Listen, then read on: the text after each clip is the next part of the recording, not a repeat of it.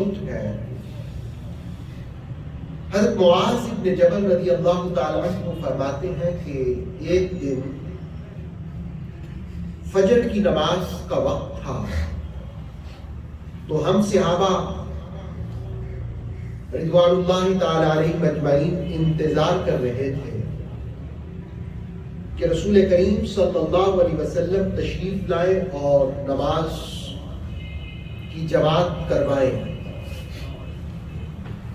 کہتے عام معمول سے ہٹ کر خاصی تاخیر ہو گئی، رسول اللہ علیہ السلام تشریف نہ لائے۔ وہ اچھا دور تھا کہ صحابہ بیٹھ کر انتظار کرتے رہتے تھے، اور انتظار بھی کس کا کرتے تھے؟ محبوب صلی اللہ علیہ وسلم کا۔ کہتے ہم انتظار کر رہے تھے کہ فجر کا وقت ختم ہونے سے قریب ہو رہا تھا، یعنی سورج نکلنے والا تھا۔ اب ظاہر ہے جس وقت سورج نکلنے میں تھوڑا ٹائم رہ جائے تو جو بندہ نماز پڑھنے والا ہو اس کو تھوڑی سی بے چینی شروع ہو جاتی ہے کہ نماز کا وقت تو اب تھوڑا رہ گیا۔ تو کہتے ہیں اسی اثناء میں رحمت عالم صلی اللہ علیہ وسلم تشریف لائے اور آپ نے فجر کی امامت فرمائی۔ ہم سب نے رسول کریم صلی اللہ علیہ وسلم کے ساتھ فجر کی جماعت پڑھی تو رسول کریم علیہ السلام نے فرمایا کہ پتہ ہے آج میں لیٹ کیوں آیا ہوں، تاخیر سے کیوں آیا ہوں؟ تو صحابہ رضی اللہ تعالیٰ عنہ اجمعین نے کہا کہ اللہ و رسولہ اعلم، یا رسول اللہ صلی اللہ علیہ وسلم اللہ اور اس کا رسول ہی بہتر جانتا ہے۔ پھر آقا صلی اللہ علیہ وسلم نے خود وہ وجہ بیان کی۔ آپ نے فرمایا کہ میں رات کے وقت اٹھا۔ آپ جانتے ہیں کہ حضور سحری کے وقت اٹھتے تھے، تہجد پڑھا کرتے تھے۔ تو رسول اللہ علیہ السلام نے فرمایا کہ میں اٹھا اور میں نوافل پڑھ رہا تھا کہ اسی دوران میری آنکھ لگ گئی۔ رسول اللہ علیہ السلام نے فرمایا کہ مجھے نیند آ گئی نماز کی ادائیگی ہی میں۔ یاد رکھیے مصطفیٰ کریم کی نیند بھی ہمارے جیسی نیند نہیں ہے۔ بخاری کی حدیث ہے، مصطفیٰ کریم علیہ السلام نے فرمایا میری آنکھیں سوتی ہیں، میرا دل جاگتا ہے۔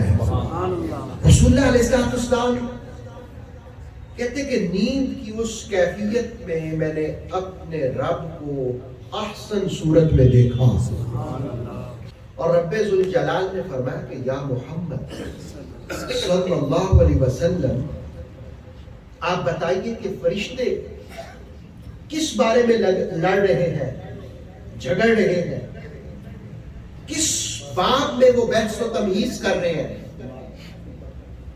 تو نے کہا کہ رسول اللہ علیہ السلام نے فرمایا کہ میں نے کہا کہ مجھے نہیں معلوم،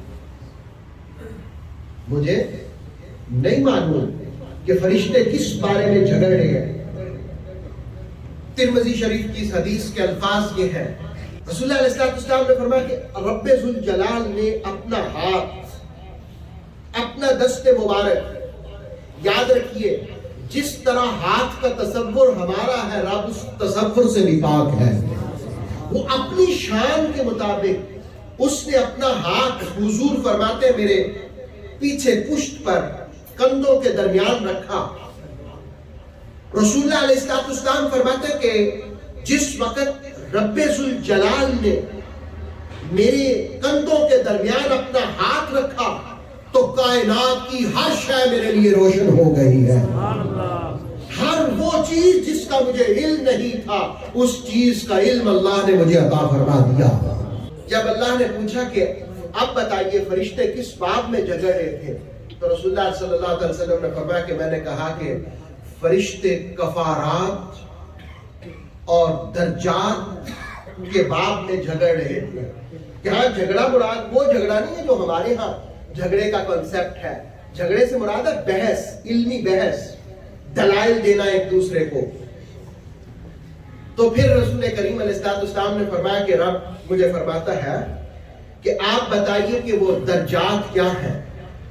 یعنی درجات سے مراد کیا کہ کس سے بندے کے درجے بلند ہوتے ہیں.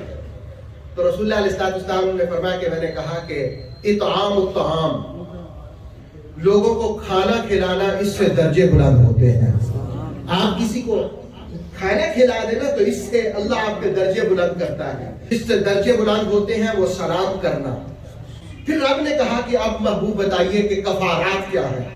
اسباغ الوضو, جس وقت تنگی ہو, تنگی سے مراد ہے سخت سردی کا موسم ہے, تو سخت سردی کے موسم میں اچھی طرح وضو کرنا, اس سے اللہ گناہوں کو معاف فرما دیتا ہے.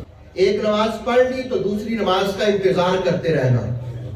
آپ کے جس وقت ظہر پڑی تو آپ کے دماغ میں یہ آیا کب عصر کا وقت ہوگا تو میں عصر کی نماز ادا کروں گا. تو حضور فرماتے ہیں یہ جتنا انتظار میں وقت گزرے گا اس میں اللہ رب العالمین آپ کے گناہوں کو معاف فرماتا رہے گا. اور تیسری بات رسول اللہ علیہ السلام نے فرمایا کہ جماعت کے لیے قدم اٹھا کے جانا. یہ جو آپ گھر سے مسجد میں آتے ہیں کہ جماعت کے ساتھ نماز پڑھتے ہیں, ہر قدم کے بدلے میں گناہ معاف ہوتا ہے اور اللہ درجے عطا فرماتا ہے. اوتھینٹک اسلامک نالج کے لیے نور وحی یوٹیوب چینل کو سبسکرائب کیجیے. بیل آئیکن کو پریس کرنا مت بھولیے. نور وحی فیس بک, انسٹاگرام اور ٹک ٹاک پیج کو بھی فالو کیجیے تاکہ ہماری ہر نیو ویڈیو آپ تک بر وقت پہنچ سکے.